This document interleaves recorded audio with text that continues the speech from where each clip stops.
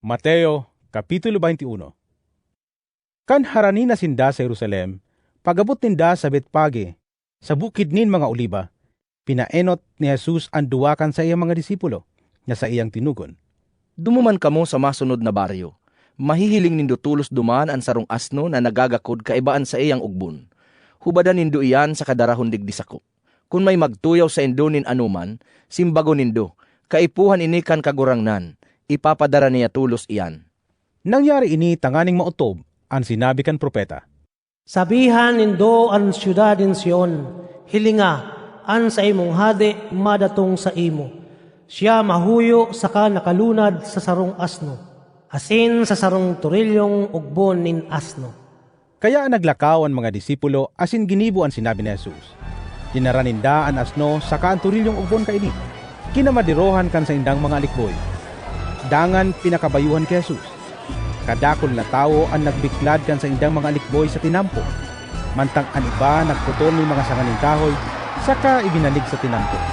Nagkurahaw ang mga taong naglalakaw sa inutan, saka sa hurihan ni Jesus. Osana sa aki ni David, paladan ang minadatong sa ngaran nin kagurangnan. Osana sa kaitaasan. Paglaog ni Jesus sa Jerusalem, naribok ang bilog na syudad. Dakol na tao ang nagapot. Si Isay siya! Nagsabi ang mga tao, Iyo ini si Jesus na propeta na taga Nazaret nin Galilea. Naglaog si Jesus sa templo ng Diyos asin pinaluwas ang gabos na partinda sa kaparabakal duman. Pinabaralintok niya ang mga lamesa kan mga pararibay ning kwarta, asin ang mga tukawan kan mga nagtitinda ning mga salampat. Sinabihan niya sinda, Nasusurat, ansa kong harong ang apudon harong nin pamibi. Alagad ginigibo nindo ining lungib nin mga mahabog. Nagduman kay Jesus sa templo ang mga pilay saka ang mga buta, asin binulong niya sinda. Alagad na anggot ang mga puon na mga padi, asin ang mga paratukdo kan katugunan, kan mahiling ninda ang makangangalas na mga bagay na ginigibo niya, saka ang mga aking nagkukurahaw. Hosana sa aking David! Kaya hinapot ninda si Jesus. Nadadangog mo ang sa indang sinasabi? Nagsimbag si Jesus. Iyo, dahi panindo ini nabasa sa kasuratan? Hali sa nguso nin mga umboy asin mga pasuso, pinaluwas mo ang tunay na pag-umaw. Binayaan sinda ni Jesus saka nagluwas sa syudad. Nagpasiring siya sa Bitanya asin duman nagpaaga. Pagkaaga, kan pabalik na si Jesus sa syudad, nagutom siya. Nakahiling siya ng kahoy na higera sa gilid kan tinampo, kaya dinulok niya ito. Alagad mayo siyang nahiling na bunga, kundi mga dahon sana. Kaya minaldisyon niya ito. Dai ka na mamumunga sagkod lamang. Naalang tulos ang kahoy na higera. Kan mahiling ini kan mga disipulo, naggalas sinda.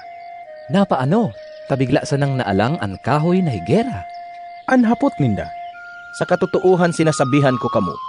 Ansimbag ni Jesus. Kung kamo magtubod sa kadain ng God magduwa-duwa, bako sanang ining ginibo ko sa kahoy na higera ang magigibo nindo. Kundi mapapagbuktan manindo ining bulod na mahali ka asin makaapon sa dagat, asin mangyayari iyan. Kung kamo magtubod, makakamtan nindo ang anuman na hagado nindo sa pamibi. Nagbalik si Jesus sa templo, asin mantang nagtutuktok siya, nagdulok ang mga puon na padi, asin ang mga kamagurangan kan mga tao, dangan naghapot sa iya. Ano ang kapangyarihan mo sa pagibok kan mga bagay na ini? Si Isay ang nagtao sa imo kan kapangyarihan na iyan. Nagsimbag si Jesus. Hahaputon ko man kamo, asin kun masimbag nindo, sasabihon ko man sa indo kung sa anong kapangyarihan ginigibo ko ang mga bagay na ini. Sa inhali ang kapangyarihan ni Juan sa pagbunyag, sa Diyos o sa tao?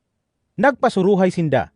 Kung sabihon tanghali sa Dios, masabi siya, kung siring, taadaw taday ka mo nagtubod sa iya. Alagad, kung sabihon tanghali sa tao, tibaad kung ano ang gibuon sa to kan mga tao. Huli ta minimidbid kan gabos na si Juan sarong propeta.